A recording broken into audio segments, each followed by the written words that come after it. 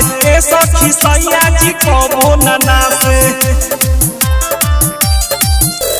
चढ़ल जवानी रहत उपास ए सखी सैया जी कबो नना से घटल एलर्जी काम करे फरजी रहे लगी धर उधर में दम नइखे सैया पिया कर में रहत सब दिन के चक्कर में दम नइखे सैया पिया कर में रहत सब दिन के चक्कर में।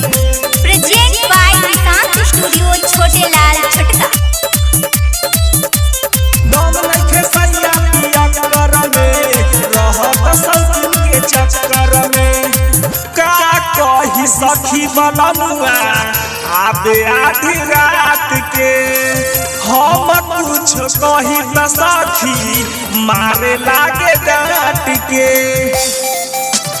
का कही सखी बनमुआ आबे आधी रात के हम कुछ कही त सखी मारे लागे डांट के।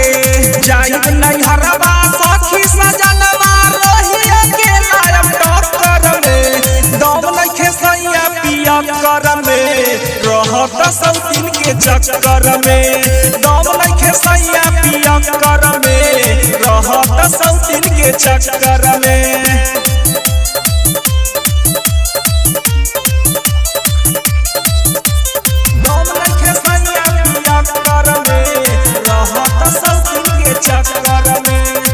जरत जवानी पानी डाले नहीं जार को रोज मिल जाला सखी 100 दिन के घर पर।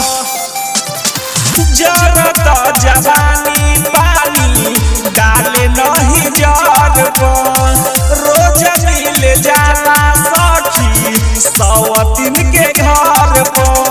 रबिया रसिया छोटे लाल छोटका रहत वही में लफ्तर में दम नइखे सैया पिया कर में रहत सब दिन के चक्कर में दम नइखे सैया पिया कर में सखी रहत सब दिन के चक्कर में। प्रेजेंट बाय निशांत स्टूडियो छोटे लाल छटका।